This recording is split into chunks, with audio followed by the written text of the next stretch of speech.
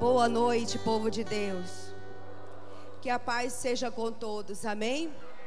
Você já falou com quem está próximo a você, já deu um abraço, já profetizou a ele ou a ela uma noite abençoada, já disse para essa pessoa o quanto ela é especial. Faça isso em nome de Jesus. Aleluia, glória a Deus, louvado seja o nome do Senhor. Estamos felizes por estarmos na casa de Deus. Antes de fazermos outras atividades, nós vamos fazer a apresentação de uma criança, a Maria Cecília Pinheiro de Almeida. Aonde está? Ali, Maria Cecília, mãe de Taine, é isso? Filha de Taine? Jenny, eu não sei, é isso? Vamos orar então por essa criança.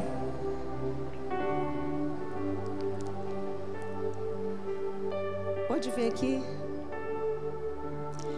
Vamos fazer a oração, abençoando a vida da Maria Cecília, pedindo a Deus que a abençoe, que lhe dê saúde, graça, paz em nome de Jesus. Estenda as suas mãos aqui em direção a essa criança. Vamos orar por ela em nome de Jesus. Pai, nós oramos e abençoamos a vida da Maria Cecília. Pedimos a tua bênção sobre a vida desta criança. Que o Senhor venha abençoá-la, que o Senhor venha protegê-la, que ela cresça debaixo da tua graça, cresça debaixo da tua proteção. Em nome de Jesus, nós abençoamos a vida dela para a glória do teu nome, em nome de Jesus. Amém. Glória a Deus. Deus abençoe. Deus abençoe Maria Cecília. Deus te abençoe. Em nome de Jesus. Vamos falar a respeito da palavra de Deus. Você pode sentar no seu lugar, em nome de Jesus.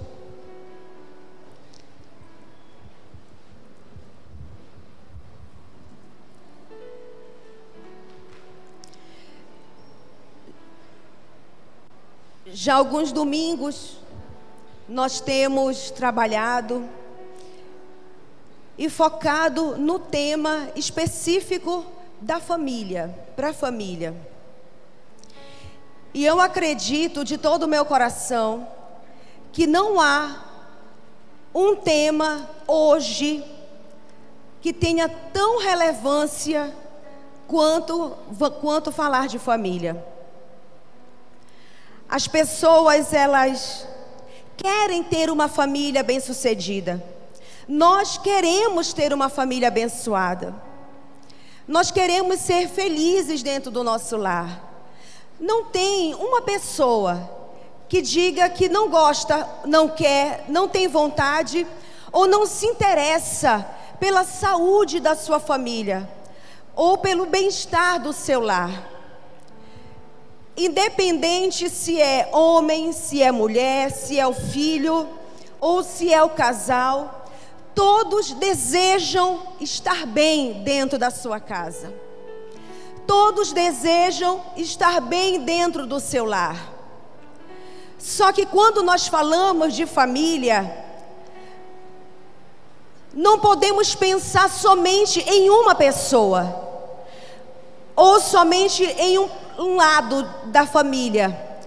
Quando nós pensamos em família, nós temos que pensar no todo, no tudo que compõe essa família, tudo que compõe esse lar, seja ele o casal, seja os filhos, sejam os parentes. Toda essa composição, ela vai fazer com que isso se componha a família. E nós precisamos estar sensíveis à nossa família. Precisamos estar sensíveis àquilo que tanto mexe conosco, tanto toca em nossos corações, tanto fala conosco quando nós nos referimos à família. E eu acredito que não há um lugar melhor para se tratar do assunto família quanto a igreja. A igreja é o lugar primordial para se ensinar a família, para se falar de família, para tratar os assuntos mais peculiares do dia a dia da família. E eu entendo que quando a igreja, ela se omite em tratar esse assunto de forma mais profunda, aí entram as outras áreas. Quando você não aprende na igreja como a Bíblia ensina a respeito de família, a mídia te ensina, a televisão te ensina, a novela ensina, a internet ensina, a universidade ensina. Só que o compromisso desses canais não é um compromisso bíblico. O compromisso desses canais a falar de família é o compromisso de mídia, ou é o compromisso particular de ideologia. Não é o compromisso da Bíblia. E a igreja, ela traz o assunto de forma bíblica. Quando você vem ao culto da família, você não vem para ouvir o que a mídia diz sobre família, o que a faculdade ensina sobre família. Você vem e quer saber o que a Bíblia diz sobre família. Quando você vem ao culto da família, o que você quer saber é o que a Bíblia pensa, diz, ensina sobre família, sobre ser família. Qual é o papel que a Bíblia diz que eu tenho dentro da minha família? E eu acredito de todo o meu coração e piamente que a igreja necessita retomar cada vez mais profundamente o assunto família, o falar de família. E já alguns domingos nós temos nos empenhado sobre isso, ainda que aqui, seja no tabernáculo, mas nós temos focado o trabalho de falar sobre família. E eu quero falar sobre isso também. Quero continuar falando sobre esse tema. Você sabe que família é tão importante, que a Bíblia diz que até aquela pessoa que deseja almeja o ministério, ela precisa cuidar bem da sua família. Em todo tempo, a Bíblia, ela não desliga a igreja da família. É tão importante que para você ser um líder da casa de Deus, você precisa ter a sua família alinhada à palavra, alinhada àquilo que a Bíblia ensina sobre família. Quantos homens de Deus, mulheres de Deus, que a Bíblia fala, tiveram fracassos terríveis dentro da sua casa, dentro do seu lar? Quantos momentos a Bíblia, ela dedica capítulos, livros, focados no ensinamento daquilo que devemos viver quanto família. Então nós precisamos perceber e entender a relevância e qual é a nossa importância dentro da nossa família. Você como filho, você como marido, você como esposa, entender qual é a nossa importância dentro do nosso lar. E nós queremos não somente viver num aglomerado de pessoas dentro de uma casa. Nós queremos realmente viver em família. Mas não é qualquer família. Famílias saudáveis. E é desses alguns aspectos que eu quero falar hoje, nessa noite, a respeito dessa família saudável. Uma família que faz a diferença, uma família que tem saúde, relacionamento familiar saudável. Olha para a pessoa do seu lado e pergunte para ela como está a sua família. Nós precisamos perguntar isso para nós mesmos: como está a minha família? Como está a nossa família? E eu gostaria que, se você já estiver do lado das pessoas da sua família, você já está posicionado no lugar certo. Do lado de alguém da sua casa. Se você está aqui com os seus pais, procure-os, sente do lado deles. Procure-os, sente próximo às pessoas da sua família. Então, ter uma família feliz é a vontade de todos. Uma família saudável é a vontade de todos. E quando nós viemos ao culto da família, nós queremos saber isso. Eu, em particular, embora qualquer que seja o meu papel social ou o meu papel dentro da igreja, mas eu desejo, eu anseio que a minha família seja uma família saudável, que a minha família seja uma família abençoada. Não tem como ignorar isso. E eu quero iniciar, se você puder abrir a sua Bíblia, abra no livro de Mateus, no Evangelho de Mateus, no capítulo 7. Em Mateus, capítulo 7, versículos 24 e 25. Mateus, capítulo 7.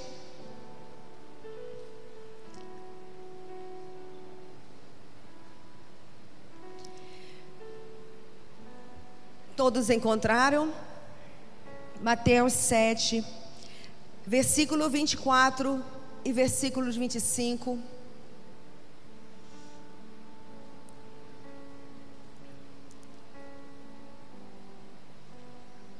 Vamos fazer a leitura? Todo aquele, pois, que escuta as minhas palavras e as pratica, o assemelharei ao homem prudente que edificou sua casa sobre a rocha. Caiu a chuva, correram rios, sopraram ventos e bateram com ímpeto contra aquela casa, e ela não caiu, porque estava edificada sobre a rocha. Vamos ler o versículo 26 também. E aquele que ouve essas minhas palavras e não as cumpre, o compararei ao homem insensato que edificou sua casa sobre areia. Caiu a chuva, correram rios, sopraram os ventos e bateram com ímpeto contra aquela casa, e ela caiu, e foi grande a sua queda.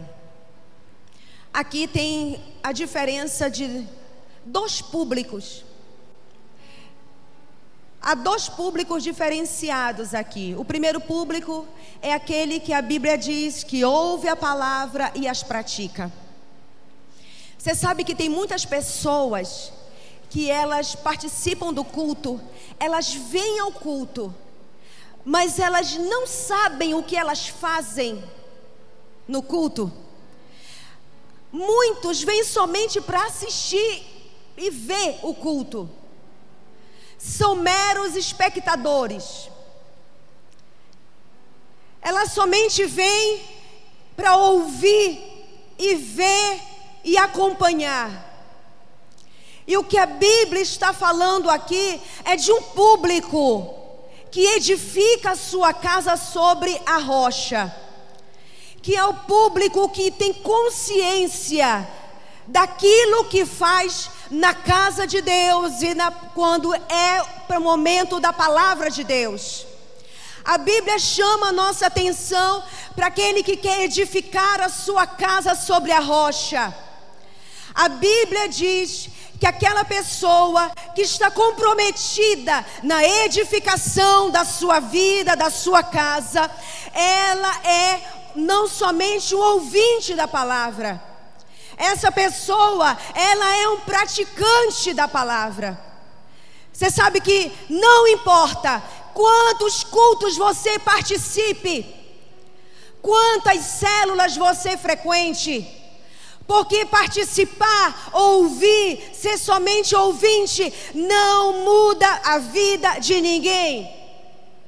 Ser ouvinte da palavra nunca transformou a vida de ninguém. A Bíblia diz que o que assegura essa casa é quando aquele que ouve a palavra, ele é praticante daquilo que ele ouve. A Bíblia diz que há uma segurança para a nossa família, há uma segurança para a nossa casa. Essa segurança não está em você vir ao culto da família, essa segurança está em você ser um praticante daquilo que você ouve. Um praticante daquilo que você é ensinado por diversas vezes. Não tem poder em somente sermos ouvintes da palavra, ouvintes das escrituras, mas há um grande poder quando nós nos inclinamos para sermos poderosos praticantes da palavra. Você sabe o que acontece quando um casal, ele se alinha para ser um praticante da palavra dentro do seu relacionamento, a Bíblia diz que ficam inabaláveis. A Bíblia diz que quando essas pessoas que ouvem a palavra praticam, podem vir ventos, podem vir chuvas, podem vir qualquer tipo de tempestade, essa família, ela fica inabalável. Essa família que está atenta, fica inabalável. Está consciente daquilo que você faz na casa de Deus, daquilo que você ouve da palavra de Deus. Não somente vai trazer libertação para a sua vida, mas vai fazer com que a sua fé seja uma fé consolidada na palavra. Seja uma fé consolidada na Bíblia, naquilo que a palavra te ensina. E ter já de imediato essa clareza. Eu não quero ser somente ouvinte, eu quero ser um praticante. Já começa a fazer uma grande diferença na consolidação da sua família. Já começa a fazer uma grande diferença na consolidação do seu lar, do seu relacionamento conjugal, na educação dos seus filhos, no relacionamento familiar de forma saudável, para termos saúde dentro do nosso lar, uma convivência saudável. E alguns fatores eu quero discorrer nessa noite, para que possamos ter essa família saudável, para que possamos ser cristãos verdadeiramente felizes em todas as áreas da nossa vida, inclusive dentro da nossa casa, inclusive dentro do nosso lar. Primeira coisa que eu entendo que é fundamental para termos uma família saudável, chama-se decisão. Decisões. No livro de Josué, no capítulo 24, no versículo 15, tem um exemplo claro de um homem que, em meio a um momento de decisão da nação que ele vivia, ele fez a sua escolha e tomou a sua decisão. Josué, diante de todas as famílias, a Bíblia diz que ele fez uma declaração. E essa declaração é usada por nós. A Bíblia diz que Josué diz assim: olha, eu não sei vocês, a quem vocês querem servir, a quem vocês querem tributar, se render, a quem vocês querem estar aos pés, porém, eu e a minha casa, nós serviremos ao Senhor. Uma decisão muda tudo. Uma decisão muda tudo. Eu quero que você preste muito atenção nisso. Você sabe que muitas pessoas estão hoje vivendo tristes realidades por causa de decisões mal tomadas, de decisões erradas. Tomaram decisões precipitadas, se precipitaram quando foram tomar decisões. Quantas mulheres estão hoje frustradas e decepcionadas com o seu casamento, porque tiveram decisões erradas. Homens frustrados por uma decisão errada. Jovens frustrados porque não souberam tomar decisões na hora certa. Todo dia você toma decisões, você faz decisões. Mas se você não tiver a sabedoria de Deus, se o seu coração não estiver verdadeiramente em Cristo, você pode ser uma pessoa que tem muita boa vontade, mas isso não basta para que a sua vida seja uma vida abençoada. Se você tomar decisões erradas, se você não cuidar das decisões que você toma, você pode destruir a sua vida. Você pode destruir a sua vida. Você pode acabar com a sua vida. Você pode acabar com a sua vida espiritual. Você pode acabar com os seus sonhos.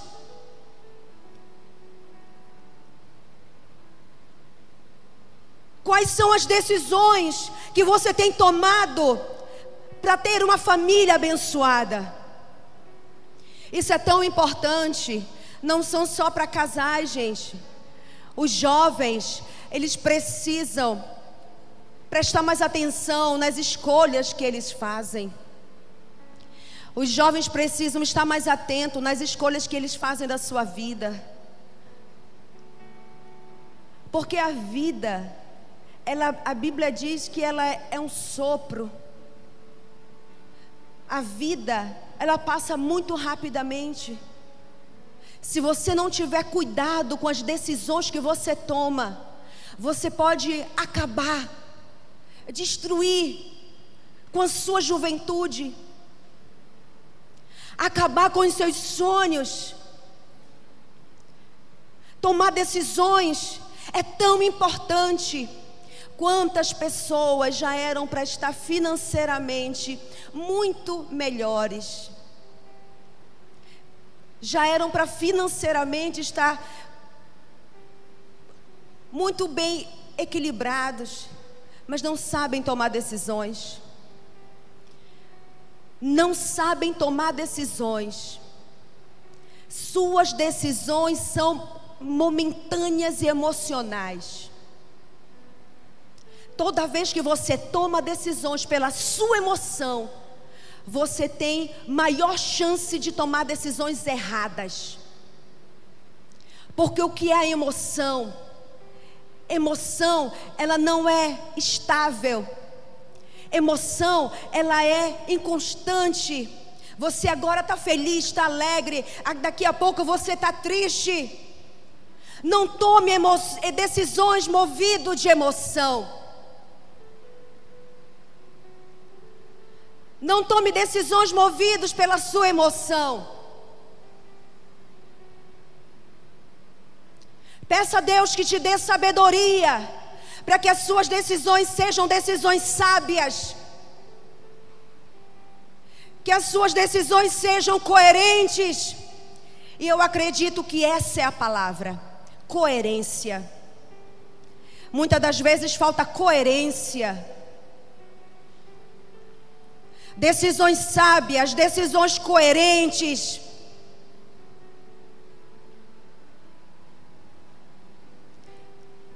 Quantos pais estão sofrendo, chorando, não são por causa de si próprio, são porque os seus filhos não sabem tomar decisões, são porque os seus filhos são insensatos. E toda vez que um filho é insensato, quem sofre são os pais. Filhos que não sabem tomar decisões, e os pais sofrem. Mães sofrem. A Bíblia diz que o filho que não ouve a orientação do seu pai e nem o conselho da sua mãe, esse traz vergonha para sua casa. Se a sua decisão não for uma decisão sensata, coerente com a sua fé, coerente com a fé que você hoje confessa, tome cuidado. Você pode estar entrando num caminho errado. Você pode estar colocando o carro na frente dos bois. E uma decisão de uma pessoa, ela destrói toda a saúde do lar. Uma decisão errada, um filho que não ouve o conselho dos seus pais, uma decisão errada, um casal que não sabe decidir de forma coerente. Cuidado, as decisões são fundamentais. As decisões são fundamentais. Quando você decide no seu coração servir a Deus, você não pode mais decidir a sua vida de qualquer jeito. Quando você decide no seu coração ser uma pessoa, um servo de Deus, você não pode mais viver a sua vida de qualquer jeito. Decidir a sua vida de qualquer forma, sem compromisso. Você não pode mais tomar decisões pelas suas emoções, decisões pelo que você acha. Quando você toma uma decisão de servir a Deus, as suas decisões, as suas escolhas, elas devem ser coerentes com isso. Coerentes com a palavra que você ouve, com a Bíblia que você lê, com os ensinamentos que você recebe. E muitas das vezes o que está faltando é isso: coerência para tomar decisões, coerência no momento das decisões. Precisamos levar muito a sério isso. Precisamos levar muito a sério como eu tenho tomado decisões dentro do meu lar. Como tem sido a minha vida. Olha, gente, todo dia você toma decisões. Todo dia. Todo dia você toma decisões na sua casa.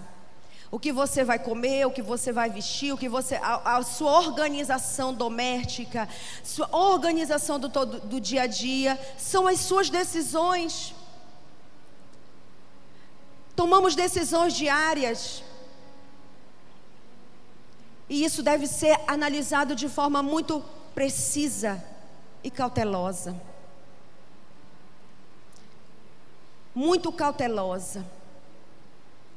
Para que a sua vida financeira seja bem-sucedida. Para que o seu futuro seja bem-sucedido.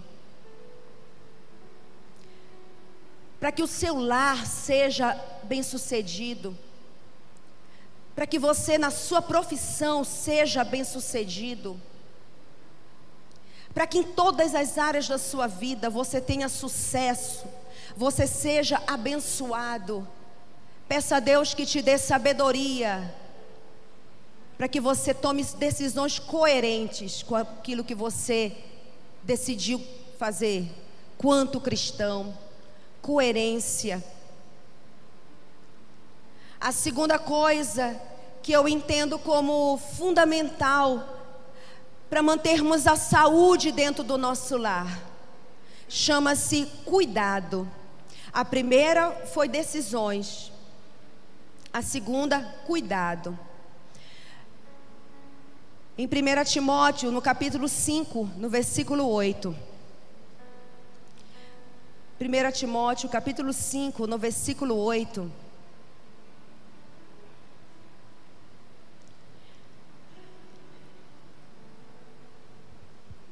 Diz um versículo que é um confronto para a nossa vida diária, para a nossa fé. 1 Timóteo 5,8 diz assim: mas se alguém não tem cuidado dos seus, e principalmente dos da sua família, negou a fé, e é pior do que o infiel. Você pode marcar esse versículo.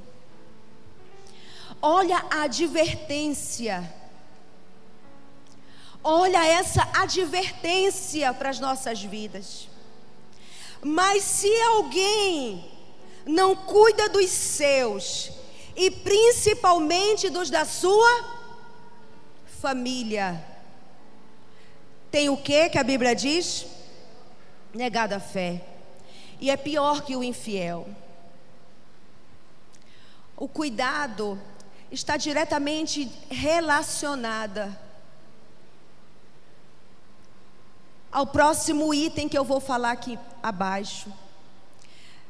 Mas você sabe que cuidado não significa que você vai estar 24 horas cuidando daquela pessoa, pegando no cabelo, acariciando e falando palavras bonitas, porque eu quero ser cuidado. Não, gente, não é esse cuidado. Quantas famílias em nosso meio estão sofrendo por falta de cuidados? Por falta de cuidado.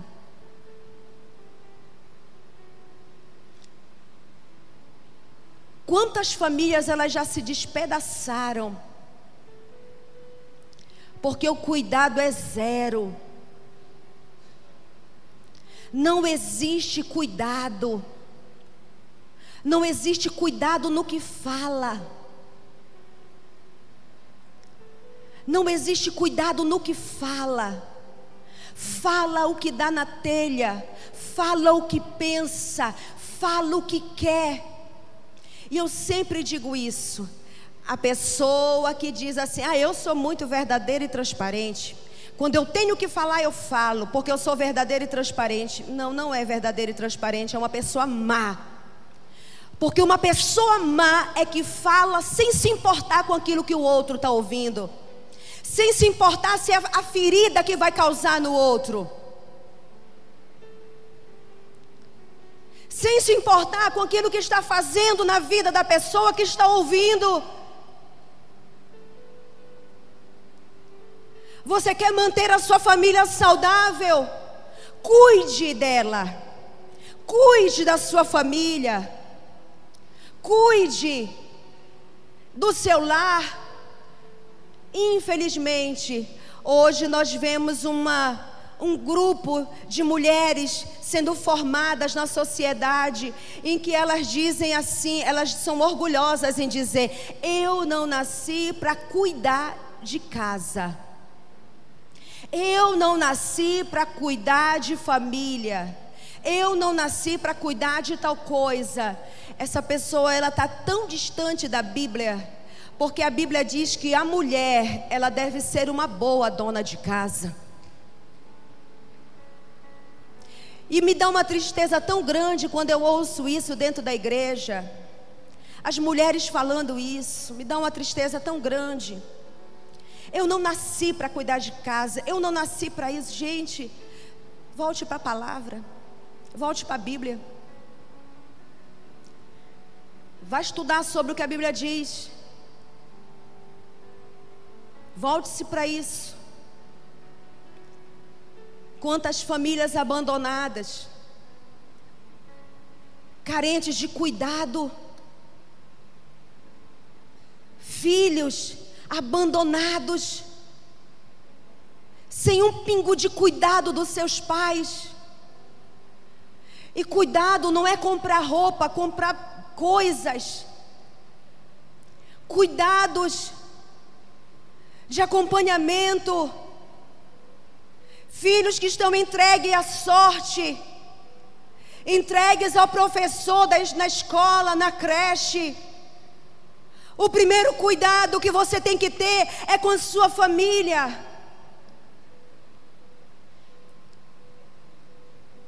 Cuidado com as crianças. Cuidado com seus filhos. Cuidado, é você que tem que ter esse cuidado. Não somos nós. Aqui, a minha responsabilidade é ensiná-los e cuidar da minha família.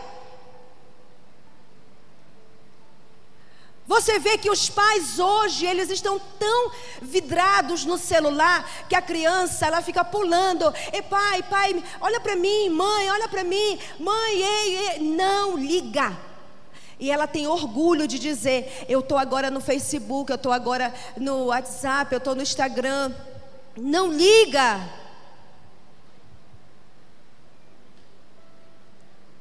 Sem cuidado algum. Inclusive também, se os seus filhos são adolescentes, eu quero me referir aos pais. Todo cuidado que você tiver com os seus filhos na fase da adolescência, redobre. Quando nossos filhos são criança, nós precisamos ter muito cuidado. Muito cuidado com nossos filhos, com a higiene deles, com a educação, toda a formação. Isso aí é muito legal, mas nada se compara ao cuidado quando os nossos filhos começam a crescer. Nada se compara quando os nossos filhos entram na fase da pré-adolescência e na adolescência e na juventude. Todo cuidado é pouco. E sabe o que os pais fazem? Não ligam. Já está grandinho, deixa se virar. Não.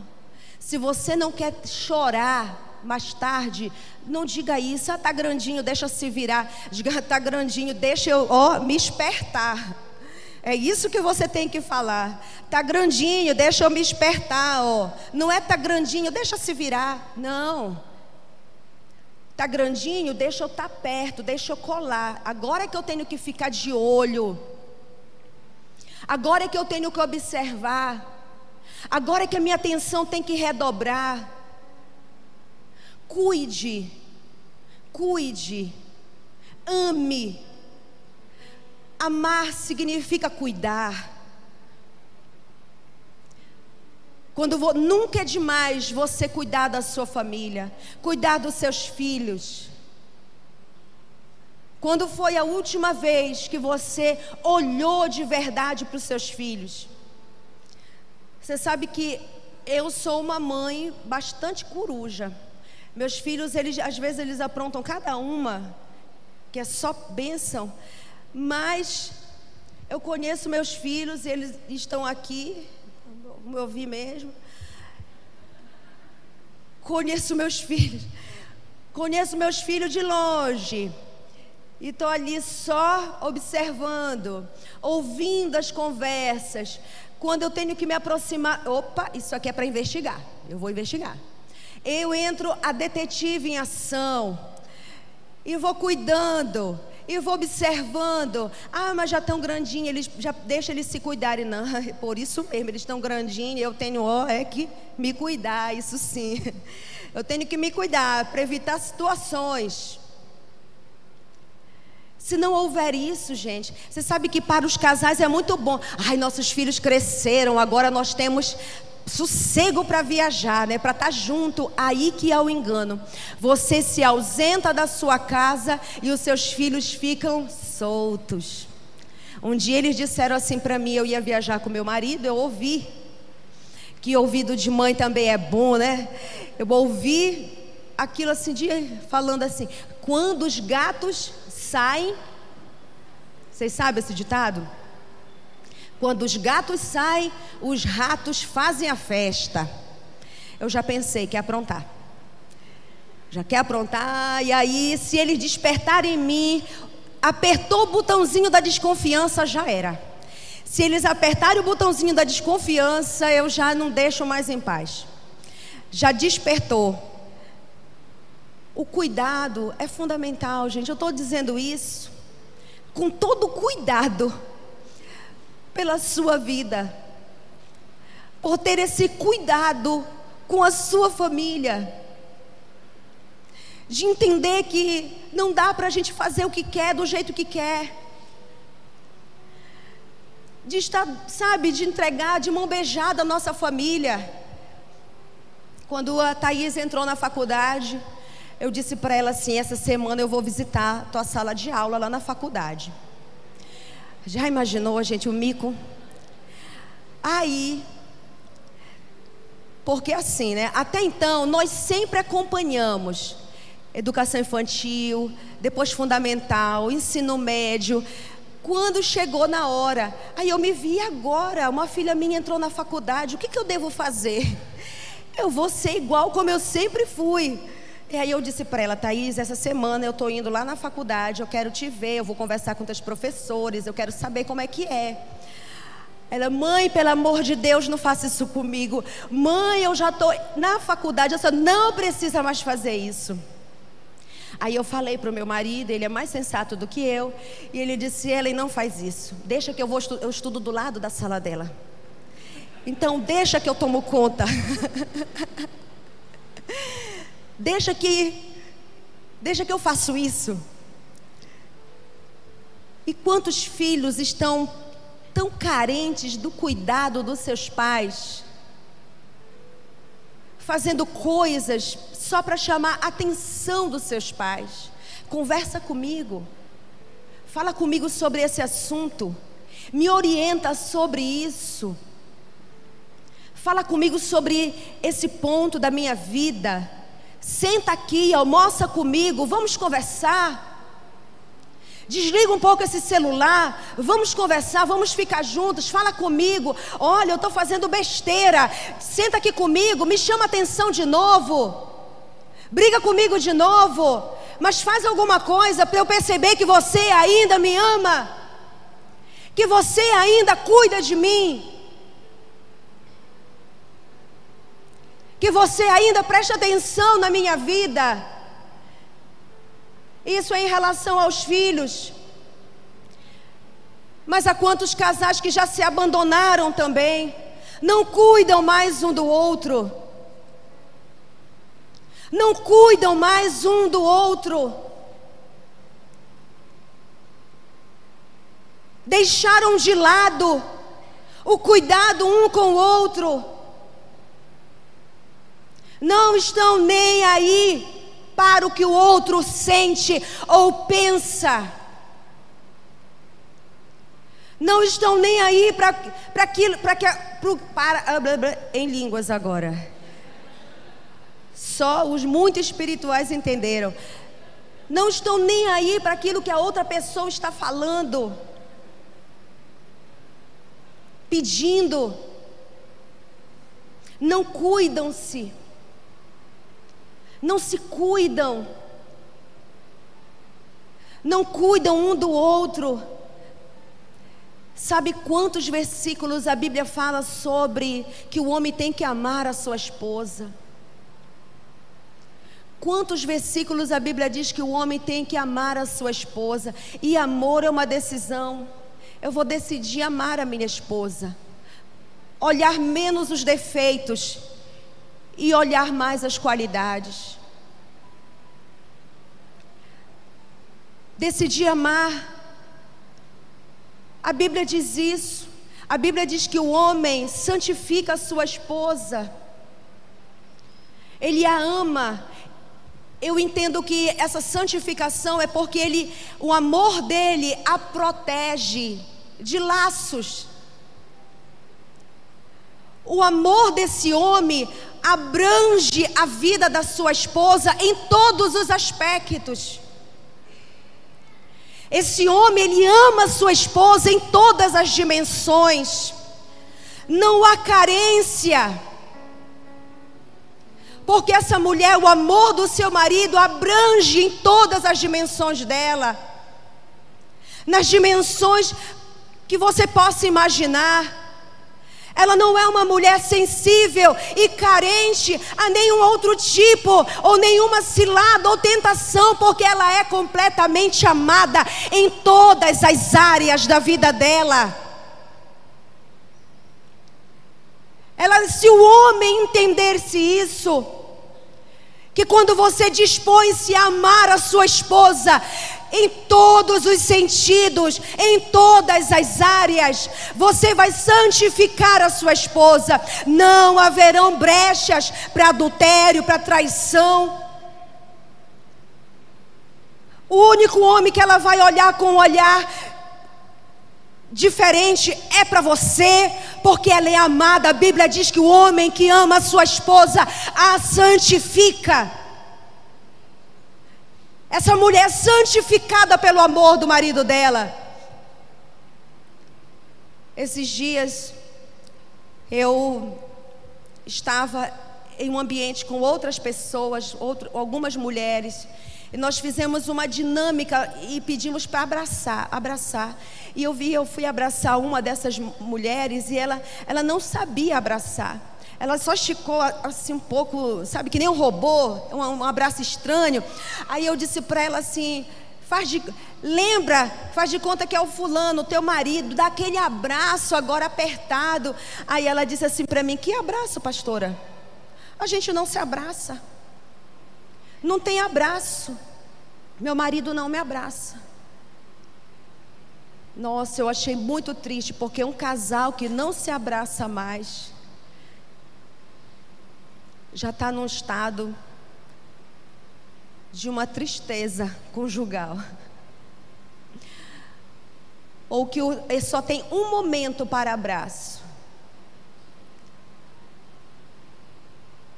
O abraço cura, o abraço restaura, abraçar faz bem. E enquanto eu estiver falando isso, deixa o Espírito Santo tratar o teu coração. Deixa o Espírito Santo tratar você. referente ao amor. Ame. A Bíblia diz que o homem deve amar a sua esposa, porque esse amor a santifica. Maridos, qual foi a última vez que você fez um carinho na sua esposa? Um carinho, seja ele qual for. Um cafuné, disse uma palavra legal, bonita, que deixa a sua esposa feliz, elogiou o almoço que ela fez, passou a manhã em pé, a coitada, e você não disse: gostoso, uma delícia. Que comida gostosa, parabéns.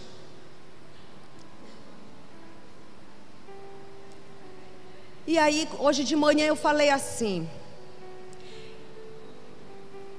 que muitas das vezes nós não sabemos fazer isso,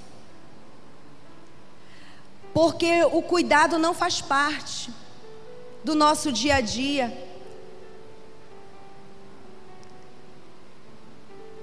Sabe quantas coisas a Bíblia fala para as mulheres a respeito de serem, para o homem, a Bíblia diz que ele deve amar a sua esposa.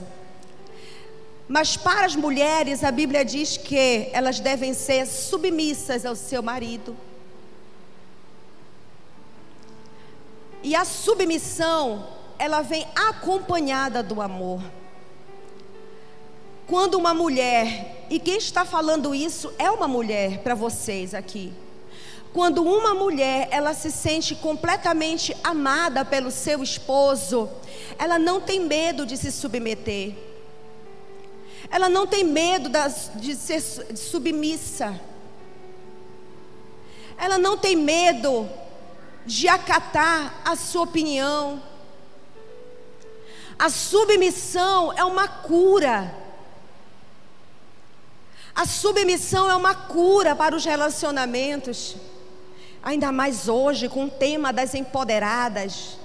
As mulheres que mandam, as mulheres que gritam, as mulheres que fazem e acontecem. Onde homem não tem vez. Cada vez mais entra em crise esse relacionamento, homem e mulher, marido e esposa. O homem ama, a mulher se submete.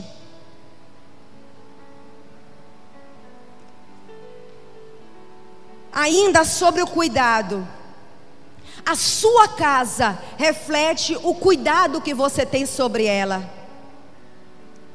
Quando você entra na sua casa, no seu quarto, ali reflete o cuidado que você tem com aquele ambiente. O cuidado que você tem e o amor que você manifesta em relação à sua família.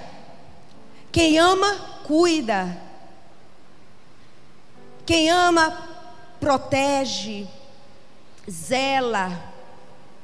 Se nós não queremos ser piores que os incrédulos, que os infiéis, a Bíblia diz que nós temos que cuidar da nossa família.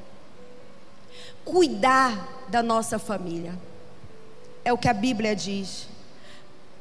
Uma outra coisa que eu entendo que é muito importante na construção dessa família saudável é a sensibilidade.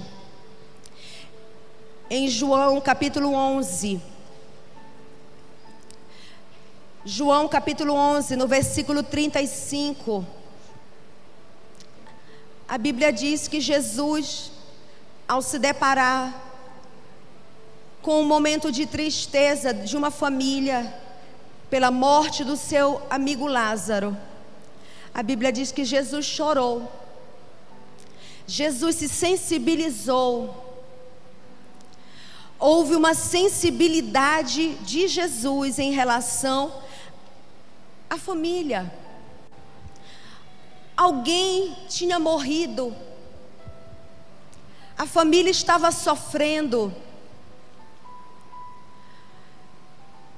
Quantas pessoas estão ouvindo tudo isso que eu estou falando, gente? Mas elas perderam a sensibilidade. Não são sensíveis à sua família. Não são sensíveis à sua casa. Não são sensíveis ao seu lar. A sensibilidade é algo que, no meu ponto de vista, não tem nada a ver com questões masculinas e femininas. Porque mulheres são sensíveis e homens são insensíveis. Não, isso aí no meu ponto de vista, é cultural. O menino começa a crescer, ele começa a ser logo ensinado. Opa, não chora. Olha, não sente dor. Você não é mulherzinha, você não é isso, você não é aquilo. Aí o menino, ele é todo ensinado dessa forma. Aí as meninas choram, meninos não choram. Aí lá cresce e diz assim: olha como os meninos são insensíveis. Homens são insensíveis, mulheres não, mulheres são choronas. Gente, isso para mim não tem fundamento. Porque eu conheço homens tão sensíveis, e mulheres todas, não me toque, completamente duronas e arrogantes, insensíveis. Conheço homens grandes, homens que falam de forma dura, e eles são completamente sensíveis. Sensíveis à dor do outro, sensíveis à sua família, sensíveis à necessidade do próximo, sensível ao seu redor, sensíveis. E conheço mulheres que são todas cheias de dedo, coração duro, pessoas cruéis que na hora de fazer o mal não pensam 3 vezes, uma vez antes de fazer o mal àquelas pessoas que elas querem. Sensibilidade não está ligada a homem e a mulher. E é essa sensibilidade que falta dentro dos lares. A sensibilidade de você ver os seus pais sofrendo e você sentir dor por eles.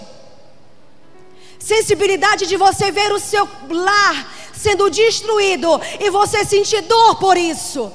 De você ver os seus filhos não sendo bem-sucedidos e isso te tocar, isso te mover a fazer algo por eles. Sensibilidade de você ver alguém precisando da sua ajuda e você não cruzar os braços porque você não tem nada a ver com isso.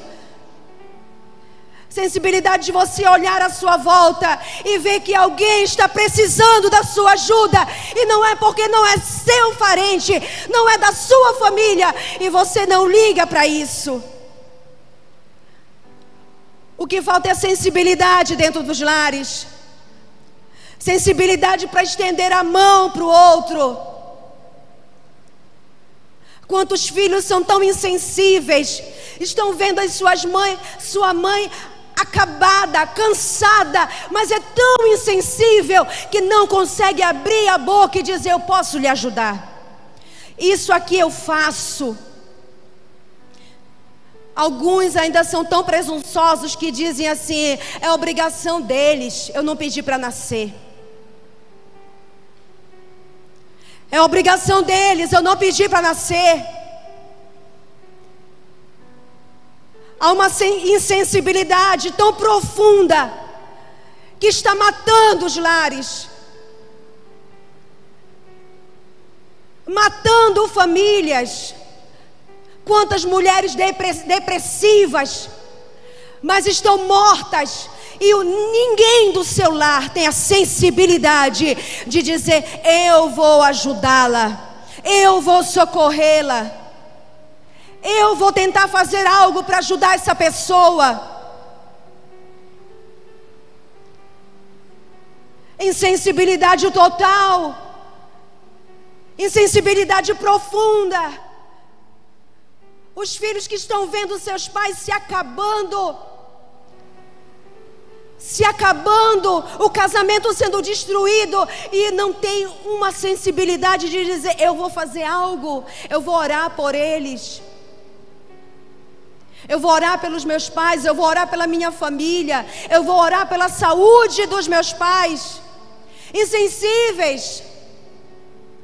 começou a trabalhar e ignora os seus pais. Começou a trabalhar e é insensível às necessidades financeiras da sua família. Insensível. Não é sensível àquilo que está faltando para dentro da sua casa, faltando para dentro do seu lar. Só pensa em si, no seu celular novo,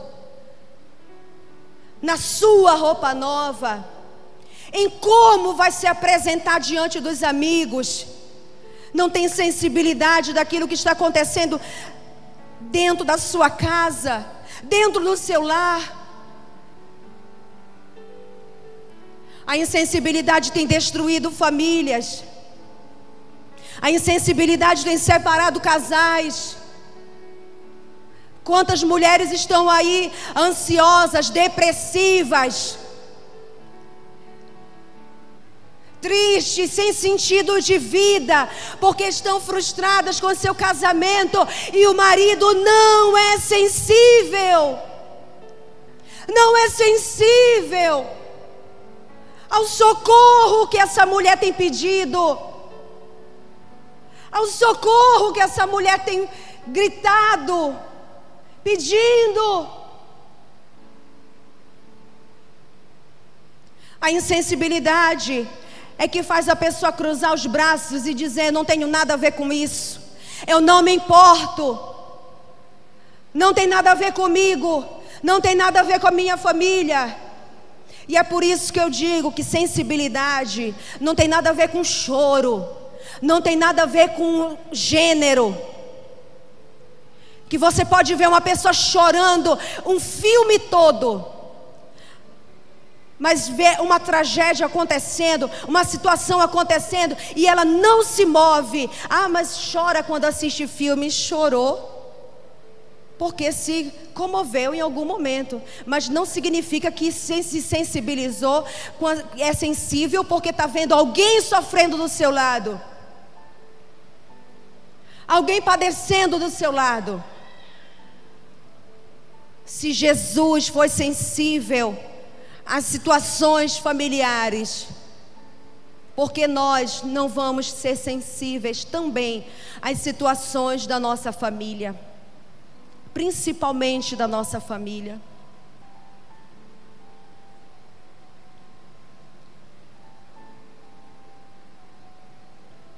Principalmente a nossa família, falta sensibilidade. Não pense, não é comigo, eu não tenho nada a ver com isso.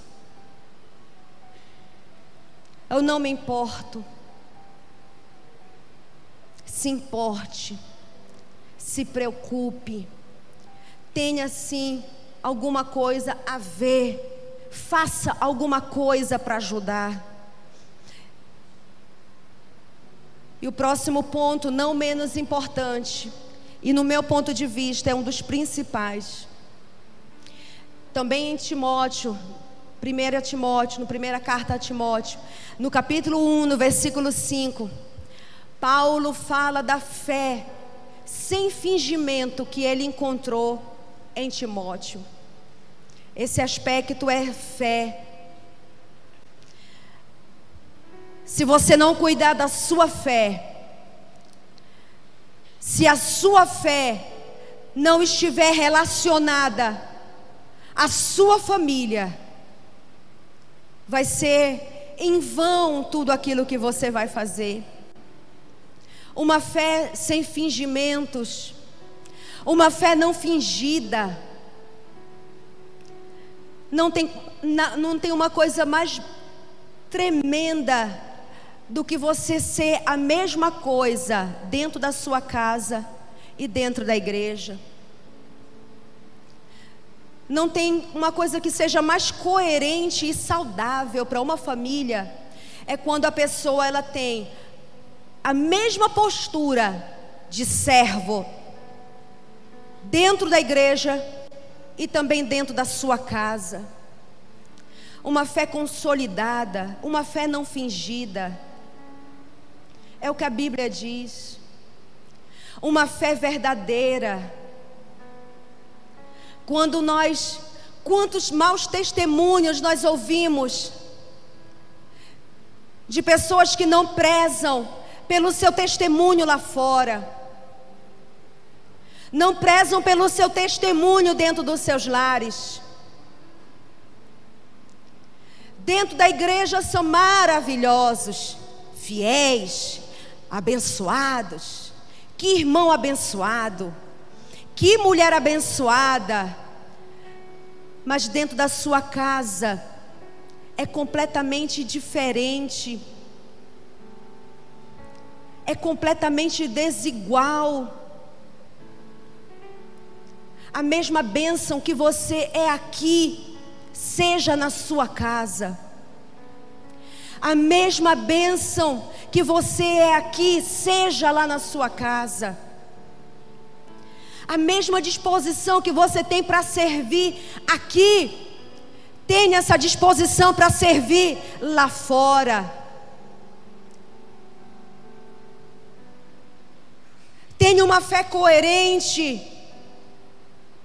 A mesma bênção que você é lá fora, irmão, aliás, aqui dentro, seja lá fora. Tenha essa fé firme, essa fé poderosa. É claro que é um testemunho, isso aí é uma, não sei se é piada, é um testemunho, não sei o que é, mas um dia, no velório de um irmão, todos na igreja estavam chorando e o menino chega próximo do caixão e ele ouve aquele irmão dizendo lá, fazendo testemunho do defunto, e ele começa a dizer: esse irmão é maravilhoso, nós perdemos hoje uma pessoa maravilhosa, uma pessoa caridosa, nós perdemos hoje uma pessoa boa, uma pessoa. Começou a tecer todos os elogios para o morto. Aí o filho vai, ele fica na dúvida: será que é do meu pai que ele está falando? E acha aquela pessoa dizer: perdemos hoje um cristão maravilhoso, uma pessoa boa. Aí o menino pensa assim: não é do meu pai que ele está falando. Aí ele vai lá perto do caixão para olhar. Não pode ser. O meu pai era assim? O meu pai era... Eu não conheci esse. Há também um outro caso de uma mulher que ela chegou com o pastor e disse: pastor, eu quero lhe fazer um pedido. Diga, irmã, pode fazer o seu pedido. Eu quero pedir para morar aqui com meu marido. Se nós podemos morar aqui na igreja. Mas por que, irmã? Não tem como morar aqui na igreja. Não, pastor, eu quero muito morar aqui na igreja. Não se preocupe, arrume qualquer cantinho, mas nós queremos, eu quero morar com meu marido na igreja. Mas por que, irmã, você quer morar na igreja com seu marido? Pastor, porque quando ele chega aqui, esse homem muda. Ele fica maravilhoso. Esse homem é outro, ele passou pela porta, ele é outro, é um outro homem. Eu quero ser casada com esse homem que fica aqui dentro. Não é preciso vir morar aqui.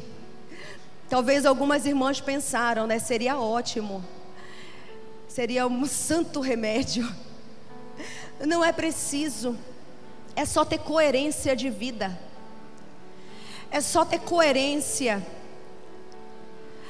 É só ter uma fé que a Bíblia diz não fingida. É só alinhar a sua vida cristã diária, a mesma prática dentro da sua casa. E aí, meus irmãos, eu entendo que o nosso lar, existem tantas coisas que nós precisamos aprender quanto família, tantas coisas que nós precisaríamos falar e abordar quanto família, para termos relacionamentos saudáveis. Mas se você já refletir um pouco que seja sobre o que nós falamos agora, e tiver decisões de prática, eu acredito que muitos dos conflitos que existem dentro da sua casa, eles já serão resolvidos. Eu acredito que muitos dos problemas, eles já serão solucionados, se houver uma prática, nem que seja de 50% daquilo que você ouviu hoje, mas se já houver ao seu coração o desejo de fazer algo para cuidar melhor da sua família, de fazer algo que seja diferente, de tomar decisões pensando não só em si, mas no outro, de ser sensível, de estar com uma fé mais viva. Se você tiver já com a intenção de prática, com certeza, já muita coisa será resolvida dentro do seu lar, dentro da sua casa, em nome de Jesus, amém?